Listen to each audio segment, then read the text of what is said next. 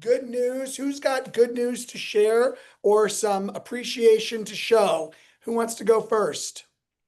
Good news, appreciation, Carrie? I can go. Yeah. Just a shout out to Dakota. She's spearheading some awesome things for our community this fall. And I just appreciate that she is always saying yes to our new ideas and making things happen. So thanks, Dakota. Love it. Love it. Other good news to share. Other good news to share. Come on. I might be jumping the gun here, but I want to thank Katie Briggs because she's a rock star and she's going to be our productivity coach for both of our market centers. And she is going to help us all level up what we do. So you are jumping the gun, Leslie. Sorry, that's my best news. Oh, wait, Emily has one. I went under contract. Yay. Good job. We're going to talk about Katie, our new productivity coach soon. And so expect an email from me on that. And we're very excited about that. Let's move on to some events, training, and announcements. Today, after this Zoom, Top of the Rockies is having their team meeting in person, which is why we got a bunch of people sitting in that room. And Mountain Properties has their team meeting at 11 o'clock this morning in Edwards and online for Zoom. A couple other save the dates. On Thursday, Frisco is a KW Top of the Rockies is doing their music and mingle for good. That's in Frisco outside on the front walk. And don't miss that. We have our regional rally coming up on Monday. It's at 11 a.m. and I'm going to be interviewing Kimber Walton. Kimber Walton is an amazing marketer. And the reason I invited Kimber Walton to be on the KW Colorado Regional Rally is because when we looked at the data of most highly rated mega agent camp events, Kimber's event at Mega Agent Camp was most highly rated. So I asked her to come to the KW Colorado Regional Rally and talk to us about marketing. She's out of, I think, Salt Lake City, Utah. So don't miss Monday, 11 a.m. on Zoom, the KW Regional Rally with Kimber Walton. Fast Track Coaching. We've got, as you know, Fast Track Coaching coming to you. Now listen, as I say this, the event is complimentary for all of our agents at Top of the Rockies and Mountain Properties. And we are looking for a donation suggested of $50 for Laura Cardin's Kids Scholarship Fund. Remember, Laura lost her husband tragically last month. And most importantly, regarding your personal real estate business, on Wednesdays, we're going to be talking about how to take more listings now. And on Thursdays, and this all starts next week, how to convert sellers into closings. These two topics are absolutely essential. And if the money's a problem, talk to your team leader or your MCA and we'll work that out. But we want to make sure that you take more listings and get more listings sold because that's the name of the game in real estate. Don't miss this opportunity. By the way, if you signed up individually for this class, it would be $1,500.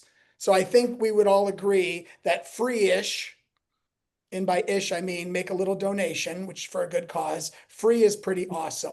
On Sunday, the 21st of September in Vail, we've got Her Best Life with Wendy Papazan at the Height. That's part of our Rocky Mountain Summit event. In the afternoon, on that same day at 1 o'clock, we have the Luxury Summit and we have the Rocky Mountain Summit starting the next day. All things Rocky Mountain Summit can be found at kwrockymountainsummit.com. And we've got a ton of us going there. By the way, on Tuesday, after the summit is over at noon, we've got lunch planned for each market center at 1 p.m. where we'll enjoy some time together as market centers. So check your calendar and local leadership for that. A couple things I wanted to share. This is KW Mountain Properties versus KWRI, KW Colorado Region, and the Vail Board of Realtors. In this diagram or this chart that you're looking at, green is good and pink is less good. And by less good, I don't mean it's necessarily bad, but here's what I want you to note here. For the month of August, the Vail Market Center, Mountain Properties, closed 46.2% more deals than in the previous August. And year to date, that puts us up 17.4%. That's amazing. And for the month of August, volume was also up. Year to date, it's a little bit down. Listings taken, we are up year to date 40%. The board is up 13%. The region is up 10%, and KWRI is flat. So great job, Mountain Properties. For listings sold, we're up, remember, on taken 39.7. We're up 34.1 on listings sold, which means that if you want to get a listing sold, go take the listing. That's why we're doing these classes. 34.1% up year to date over last year to date. Mario, watch these mutes, please. 34.1% up listings sold compared to the Board of Realtors down 16%. So we are way outperforming Mountain Properties, the board. The region is flat. KWRI's up a little bit. Great job, KW Mountain Properties. Moving to top of the Rockies. Our sales year over year up 26% versus a board that's up 1%, versus a region that's down 5%, versus KW that's down 6%. Listings taken, we're up 9%. And the reason that's pink instead of green is because we look for 10% growth as a minimum. So 10% gets you green. Don't worry about the colors. Don't judge me. 9% up for listings taken versus the board, up 4%, versus the region, up 10%, versus Keller flat. Listings sold, we're up 32.4%. The board's up 1%. The region is flat and KWRI is up 6%. So what's the story behind all this? Both market centers are greatly outperforming their boards. And in most areas, they're outperforming their region, outperforming the company, which is generally reflective of what's happening in the industry as a whole. Mm-hmm. If I'm going on a listing appointment today, I'm going to take this data and say to my clients, hey, Keller top of the Rockies is up 32.4% on getting homes just like yours sold in a market that's flat. Mm-hmm. And top of the Rockies is up 34% in getting homes just like this one sold in a market that's down 16%. Give me a thumbs up if you get what I just said. Folks, if you're not using this data, you might be losing a listing opportunity to somebody who has something good to brag about how they're doing compared to the board. I'll send these docs, I'll send this PowerPoint out later. I want to celebrate for Summit, Bill Ryder on his first listing closed with KW. Great job, Bill. Ann Skinner, top listing dollar amount taken at 2.6 million. And Carrie George, I believe this is correct, had her top dollar closing at almost 7 million. Carrie, I can see your face here. Is that correct? Was that your best ever? The best ever in 21 years. That's awesome. Congratulations, Bill, Ann, and Carrie, and the rest of Ann's team for those wins. Moving on to some Vail wins. Gus had his first listing closed with KW. Magda had a top closing of her career at 3.4 million, and Brooke at 3.8 million, top listing taken. Great job on hitting some big numbers, folks. All right, moving into the meat of our day today, I'm excited to introduce Gretchen Kingma to you. Gretchen is the founder of Empowered Homes. She is a registered occupational therapist with a master's degree from St. Louis University. And she uses her expertise in occupational therapy to sell more homes. And I'm going to stop my share, Marielle, and let's spotlight me and Gretchen. Hi, Gretchen. Hello. Thanks for having me. I'm excited to be here. Yeah, awesome. So, Gretchen, tell everybody about you. And by the way, you're not with KW currently. Correct. So If give us Russ the whole was thing, who still you the are, how leader. you got here. Okay, so who I am. I live in St. Louis, Missouri. I am a mom to two littles.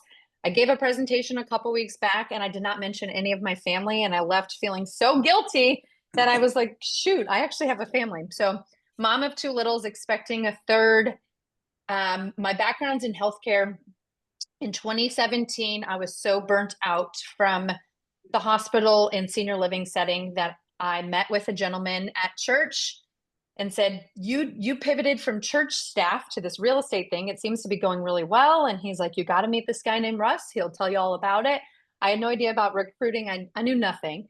Loved Russ. Russ kind of told me my story back to me. I was like, I'm an occupational therapist. And he finished my sentence and said, but you're feeling burnt out because of the bureaucracy of healthcare. And I was like, what? How do you know that? And he was Did like, that really my wife. happen? Yeah, I will never That's forget funny. it. I was like, this guy understands because Heather, his wife, is also an occupational therapist. So started my real estate career at Keller Williams in St. Louis under Russ's leadership, and went into this thing telling myself, I'm going to be an OT, but I'm also going to be a realtor. And the reasoning was, if you don't know anything about occupational therapists, but you probably do because one of the best hospitals is out there because of all the ski accidents.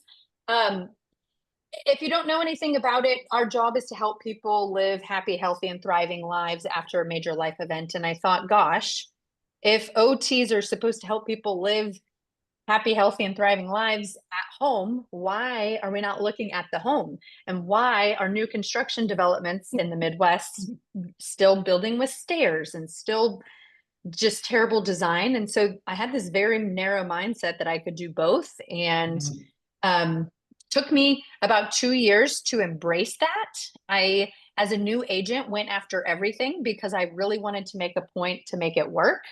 And I respect that you actually have to do that. Told myself I was never going to go back to that hospital setting because wiping butts day in and day out is just exhausting. And so I had a lot of intrinsic motivation and was able to replace my OT salary, which I had a master's degree for, within my first year of real estate. And so never looked back, but really didn't embrace that messaging of I'm an OT and a realtor until my dad became sick with stage 4 cancer. And I had to help my parents downsize out of necessity. So I was a little bit afraid to own that past career until I realized actually there's a whole market for this. And when people know my story, it will resonate. So that's a very roundabout way to tell you how I got here. Yeah. How much real estate have you sold in the last year or so? Yeah. So I was looking at y'all stats, and I think I need to come to your market where the average price point seems to be a little bit higher, but a 3 million sale is like a month or a month and a half for me.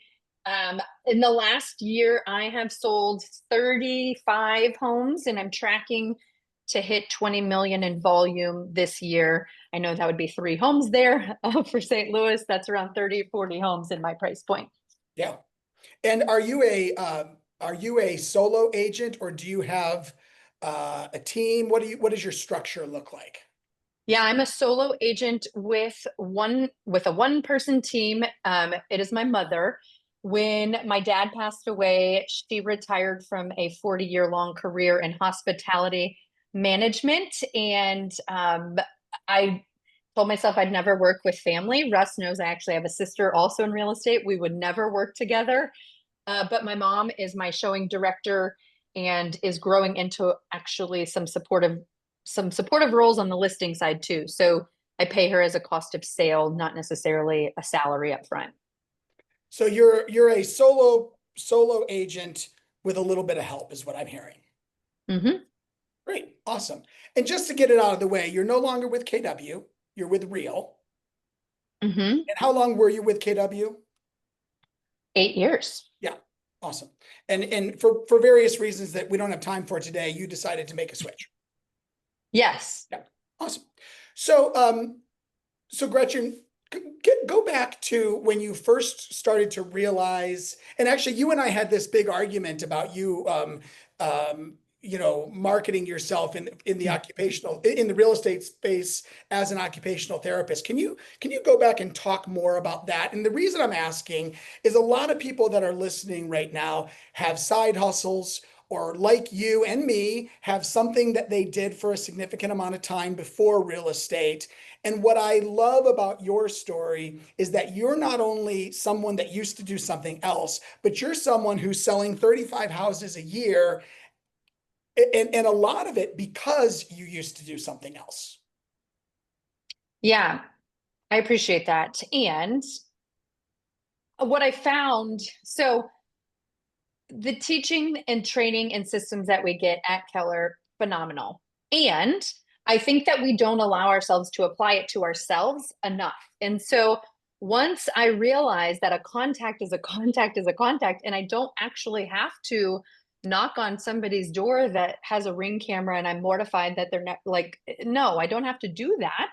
I realized that the easiest way for me to lead generate was going to be to hang out with the people that knew and understood me and that I spoke their language. So whether you were an OT, a teacher, a firefighter, a ski instructor, like there is a whole group of people out there that understand you guys have the same language and they don't want to be homeless either. And so that was like the most encouraging route for me. And I thought I'll just take all these principles I'm learning at Keller and apply it to the people I'm already hanging out with. And so instead of a first-time homebuyer seminar, I reversed and said, okay, who do I want to serve?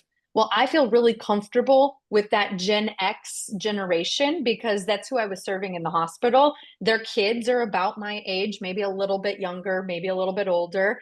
But okay. That's kind of offensive, Gretchen.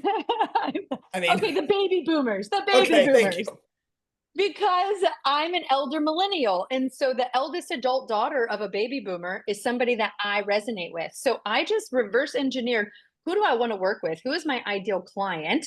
That is my avatar. I'm going to take all of these principles and apply it to this past experience that I have. So instead of a first-time homebuyer seminar, I do helping mom and dad decide where to go next. I don't even have to do a seminar for the senior. I'm talking to the eldest adult daughter because we're both alpha females that are making all the decisions for our moms and dads. And then they're going to refer me. And then maybe I'll get lucky enough to help them with their move up home. So that's how I have approached my past life. And now I do seminars in hospitals. And so a lot of my lead gen is luncheons. And I love it because they don't want to hear from you long. They just want you to bring lunch. They want you to be brief, be bright, and then be gone. And so it's perfect because we all live busy lives. So instead of, again, a downsizing seminar, I'm going to the OTs and the PTs, occupational and physical therapists and speech therapists. I'm buying them lunch and just reminding them that, hey, we speak the same language and I can help your patients after they have a major life change. So I'm applying the principles from the Red Book, from the systems that were taught at KW to the people that I already know, like, and trust and speak their language. Did you just say be brief, be bright, and be gone? Yeah. Yeah, I kind of love that. You would. So you're going into hospitals, you are doing seminars for therapy staff. And what's the ROI on that? Yeah. So when when I first started doing it, I was not tracking my ROI. And I had a coach ask me, like, well, have you gotten anything? So when I sat down and looked that, oh my gosh, McAllister's is not that expensive. And it's kind of good, like lemonade tea. You get a sandwich, you get chips, you get a cookie, the whole thing. I'm not spending more than $300 to buy 20, 25 people lunch, and I have never done a seminar where I didn't get a lead. Now, I might not have closed every single lead, but I'm getting a connection every single time. So a database ad, I should know, and I will be challenged to go back and look at how many I've actually closed, but I was just looking at lead generation. And I've never done a seminar where I haven't had a therapist reach out and connect me to a recent discharged family or a current hospitalized patient. I love that. So, talk a little bit about how this works with your social media game. So as I mentioned, I was a little bit of, well, not a little, I was a lot a bit ashamed because we thrive in the roles that we have before we leave. And so I got this master's degree that cost me 6 figures of debt, just being completely frank. My husband is a CFO by trade. And I go and I tell him, I think I'm going to quit being an OT. And he's like, excuse me? So that was a lot of the intrinsic motivation. I had to make this thing work, but I was really embarrassed to tell people and market myself as the teacher, the teacher realtor, the ski instructor realtor, the OT. Like, I just wanted people to think of me as the OT. I worked really hard for this degree. And so I didn't market myself until my dad got sick. In the year 2022, I quit all real estate work and I was a primary caregiver for my dad. And I did one thing only, post on social media. My counselor tells me it was an unhealthy escape. I think it was a genius business move. It was unintentional, but I realized from doing that, I'm sitting bedside with my dying dad, just kind of telling people the story. And it was kind of a journal outlet for me, but it was a huge eye opener in 2023. He passed away in November 2023. I make my post, I am back. I'm here to serve you. Like, we are open for business. I turned the open sign back on and I was able to sell 13 million after zero in 2022. And so that is when I started taking social media super seriously and realizing that I don't have to talk to everyone. I just have to talk to one person. And when I do talk to that one person, business takes off. And so that's my social media approach. I see a question, would this method work for serious hobbies as well? Absolutely, 100%. I'm thinking my CrossFit community. So there's a gentleman here in St. Louis. I don't know his handle, but you should look him up. Zach Fagus gets all of his business from his gym buddies, and his posts are so not me. And my posts are so not him, but I respect the heck out of him. And we go get lunch and talk about lead generation. But his whole business was built off of his gym, going to the gym. He doesn't even own the gym. He just shows up to work out at the gym. So yes, absolutely. It can go for any hobby. And my biggest takeaway over the last couple of years when being super strategic, so dialed in, is that it's okay to have less eyes on your content. It's okay to have less people on your email list. When you are so clear about who you want to work with and your messaging gets across to them, it just works. Like, I don't even know how else to put it. It just works. Can you say a little bit more about that? Because I think most people in our business, they think, how broadly can I go in order to get the most ears so that the most ears translate into the most business? But you're kind of saying that's not the way to think about this, right? Absolutely. So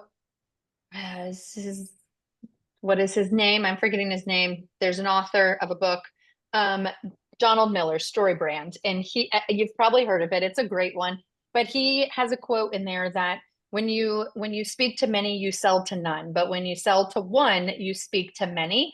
And that's been my experience through and through. And if I'm completely honest, go to my social media right now. I just hired some VA help and it's bad. It's not going well.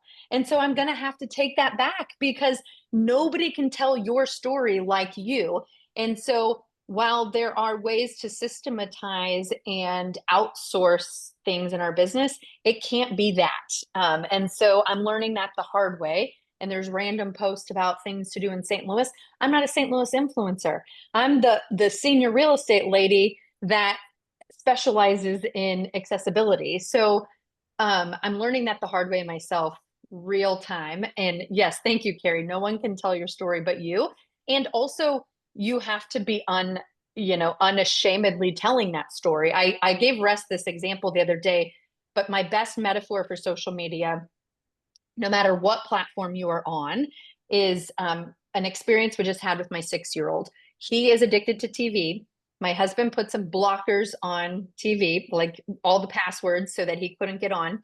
And he's watching good old fashioned PBS, freaks out, yells like bloody murder. I go see what's wrong. He says, the TV's broken. He can't fast forward through the commercial. And I'm like, what are you talking about? Oh, this is just TV. And so it clicked so hard to me as a content creator for my business that consumers are the same way for all content, all marketing. We don't want to see a commercial. We want to know the whole story. So if you're going to double down on CrossFit, you're going to tell the story about the friend you made at CrossFit and the amazing garage you found them in the first home that they bought, so they can put their, clearly I don't do CrossFit, but like they can put their tires to flip in the garage or their ropes to do, but like you're going to just tell that story and not hold a key at the title company and say, she said yes to the address, because the consumer does not want to hear the commercial. They want to know the story. And that is how this becomes possible for any side hustle, any past experience. Yeah. So if and I think you'll put your handles in the chat for us eventually, but if someone were to go to your social media right now, like what are they going to see that is different from the key, she said yes to, they said yes to the address, or just sold, or whatever stuff that we all do? What are they going to see different? Yeah, so they're going to see vulnerability. My husband hates social media, and there is like a point of contention in our marriage. And so if you do this, you must track your numbers. And so when I started seeing actual leads come from Instagram, I just, like, anytime my husband's like, I cannot believe you posted that, I have to show him, look, this is how much money I made making this reel. And it sounds so silly, but it is my lead generation. I am not calling people. I'm not checking in on my sphere. Instead, I'm going to their Facebook, their Instagram, and commenting on things that they're posting because they've already raised their hand and said it's important to them. And so you're not going to just give it a heart or a like and say, love that dress. You're going to say, Carrie, I love those sneakers you're working out in. Where did you get them? What brand is that? And leave a question, because when people are scrolling, I mean, it is sick. Social media is sick. If you watch The Social Dilemma, it's a sick game, but they're going to respond to you when you ask a question. They're going to see all the hearts, all the likes, but they're going to see your question and they're going to respond. And so what's different about my social media is that I'm very deliberate about responding every single comment. You can test it out, go comment on any of my posts. I'm going to respond to you. I'm going to send you a DM. When you follow me, I'm going to send a DM. Now, it's not automated because that would look like a commercial, like a business, but I do have a couple templates saved where I'll copy and paste. Say, Carrie, thank you so much for the following. Attention is a hot commodity today. I'm so grateful for a little bit of yours. How did you find me? And so nobody follows me that doesn't get a direct message, because this is my business. Like, I have to be talking to these people. So those are some of the things that are different. I just posted, I'm about 20 weeks pregnant and we hadn't told anyone. So like, I'm halfway there. I look like I ate too many burritos and it's just getting awkward being out and about. So like, my husband's like, we don't need to put that on social media. I'm like, I absolutely need to put that on social media because the moms at school are just staring at me. Like, it is just getting out of hand. So I just posted that recently, and I did it in a very nonchalant real. I have a listing coming soon, and I just walked past a mirror in the listing with my belly hanging out, and like that was the announcement. So it's authentic, but I try not to, like, my kids are on there. I don't put their first and last names. I don't try to highlight them and make them the center of the show. People know that I have kids, but it is very real, honest, vulnerable, not filtered. Like, you can tell I don't have a professional videographer. I have this tool that I got on Amazon for $8 that allows me to stick my phone up so that I can talk in the mirror where the light, or the window where the light's coming in. Don't have much fancy anything. It's just very DIY. And I think that the world craves authenticity. And so the less curated it looks, the better it does, which is why this hire that I made is not going well, because it looks very curated, very done on Canva. And that's the equivalent to holding the key at the title company. That's a commercial. So those are some of my takeaways as of late. Yeah. So if someone wanted to do what you're doing and use a side hustle or a serious hobby or a past career to grow a niche on social media and in their business, what are some things they should immediately do? What are some practical things? Yeah, the first and foremost thing, and I can share this with you, Russ might find it, I'm all about coming to a party not empty-handed. So I'm happy to give you this little avatar workbook that I created for a class that I did in the past. It's basically just identifying your avatar. And so first tactical thing you have to do is sit down and answer some questions about who you want to work with. Think about what your favorite transactions have been and what made them your favorite transactions. I love a right sizing or downsizing baby boomer because it yields me multiple transactions and they are so kind and it's so easy because it's my passion, not easy because it's easy. So you have to identify who that ideal client is and then build your whole GPS, your whole 411, your whole yearly plan. And this is a great time to be thinking about it as we go into business planning season around that person. So if you're telling me, let's use teachers as an example, maybe you're super passionate about educators becoming homeowners because you started your career as a teacher and you couldn't buy a house until you were the average age of a home buyer, 38, because you didn't get paid enough as an educator. So maybe you are super passionate about bringing home ownership to educators. You got to think about where teachers hang out on the weekends. You got to think about what time of day, when can they come to events, and think about doing a happy hour for them when they get out of school instead of a Saturday. No teacher wants to go to an event on a Saturday. That is like their day. So just think about who you want to work with. And then second step would be to build your entire plan around them. And then you actually get to the content. So the content creation should come last because you should be so clear about who you are, who you want to serve, and then what initiatives are going to be on your GPS or your 411 for the year, and then craft your content around that. And if I'm making it sound so easy, ask ChatGPT and be so detailed in your ask. I am an occupational therapist who has pivoted into the real estate space. I am super passionate about serving downsizing seniors, right-sizing seniors. Please help me with a message to reach the eldest adult daughter so that I can earn more referrals from people 35 to 55 introducing me to their parents. You will get great answers. Yeah. Carrie wants to know the ratio, like on your social media, how much is business, how much is personal? Yeah, great question. So everybody always asks, should I have 2 pages? Should I do a business page and personal page?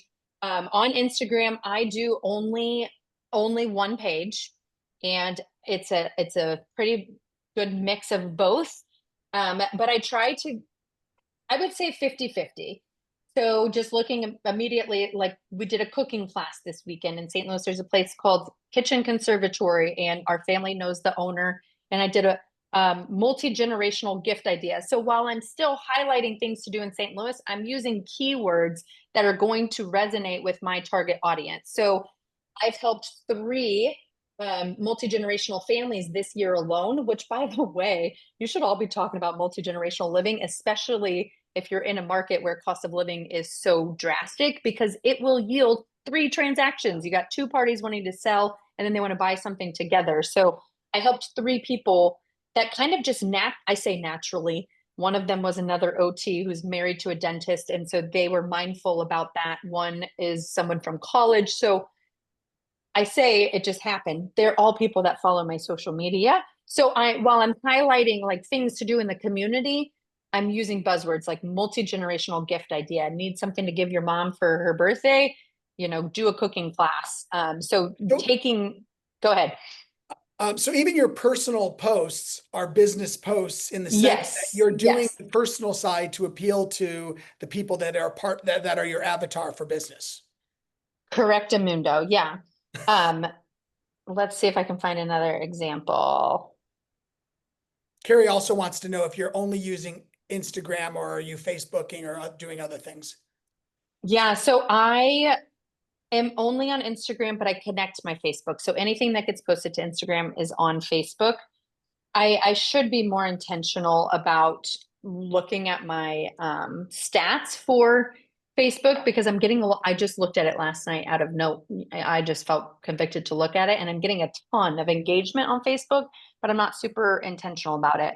I show up on Instagram because it's the easiest for me, and I use it for my lead generation. Gretchen, a while ago, you were spending time on social media promoting like backyard yoga things and events like that. I'm curious, did those micro events work for you? They did, and I love a micro event. I wanted to do that again this summer. I just didn't get my act together, but that was a great example. I have done micro events. I started a women's walking club this summer because even before I found out I was pregnant, I was like, I got to get more steps in. So I just made a graphic on Canva that was on brand with my brand. And I said, hey, ladies, like who would want to get up at 6 a.m.? So again, sandwich generation mom is my avatar. I'm not walking at 1 in the afternoon because most of my people are working. And if they're not working, they're caregiving for kids or parents. So I just put it out there, and at the highest, so we have met since May every Tuesday and Friday, never had less than 3. And then I got up to like 20 one day. And so that's a great example of knowing your avatar. So if CrossFit is your avatar, just publish like, hey, I'm going to be at the gym this time to this time. If you're a coffee connoisseur, do a coffee tour, ask to, meet 100 people for coffee, but post that because you're out in the community, you're tagging the coffee shop, or you're tagging the CrossFit gym, or you're tagging where you're doing the cooking class so that they're cross posting. And then people that follow them are like, who is this? Who is this Marla? Who is this Carrie? And then they're following you. So that's another great point to always be collaborating when out in the community. I love it. Any other questions for Gretchen? We're getting close to a time here. Any other questions? And if you have questions that you were too ashamed to ask, DM me.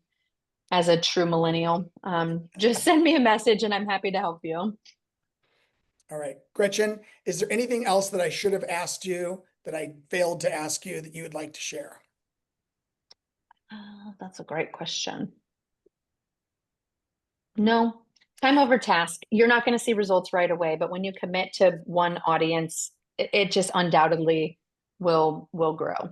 Hey, one more thing that I just remembered. You also are monetizing some of your expertise in OT/real estate by doing some classes and maybe even some selling some training. Can you just talk quickly about that too? Yeah, so I'm a very ready, fire, aim person. And I hired a coach for digital marketing, and she challenged me to have a webinar on this topic. I called it Niche Down to Level Up. So being so specific on your marketing. And on the webinar, I decided to sell a course. And if nobody signed up, then I didn't have to make the course. But I sold a course before it was actually real, and 6 people signed up that day for $997. So I made $6,000 before I even built the product. And then I was forced to go build the product. And it was so much fun. And it's so fun to watch my students implement the things that I taught in the course. So I'm going back to the drawing board with that coach actually and building out more of a robust, not shoot from the hip type program, and getting the systems and back end. And that will launch probably Q1 of next year. So very exciting stuff. I've taught that 3 times and I've never had less than 10 people in the class. And all of the people that are implementing are seeing results. There's another OT realtor in Alaska, and it is so Don't cool. you have OT realtor trademarked by now? My husband asked the same thing. I should. All right. But yeah, thanks for having me. This was really fun. DM me Gretchen, I if you guys appreciate have you. questions. Yeah. I appreciate you. And you guys have a great leader, and he didn't pay me to say that, but he's the best. All right. Thank you. Appreciate you. And folks, I'm going to send out a recording of this and a little summary of it in case you want to implement some of these things and didn't get the notes down. Next week, we're going to have Aaron Kaufman on. Aaron Kaufman is the chief stakeholder evangelist for KW, and he is passionate about attracting people to KW. His KW story is amazing, and I believe that it is important for us to learn from people like Aaron who understand the KW value proposition, quite frankly, at a very high level. So you're going to love this next week's chair chat. Also coming up, so the following week we'll be in Vail for Rocky Mountain Summit, and so we won't have the lift. The following week, Krista Staub is going to be here. She's going to talk about AI. And if you'll recall, a couple weeks ago, I taught the AI playbook, and that's kind of like an AI 101. Krista's going to be doing a little AI 201 and helping us just refine a little bit what we're doing on there. And then Jeff Yarborough is going to be here on the 7th of October. He is KW Beverly Hills top luxury agent. And he's going to talk about your KW luxury value proposition, how to get more luxury, how to appeal to luxury level clients. And I think you're going to love what he has to share on the 7th of October. Thank you all for being here today. Talk soon. Thank you. Bye-bye.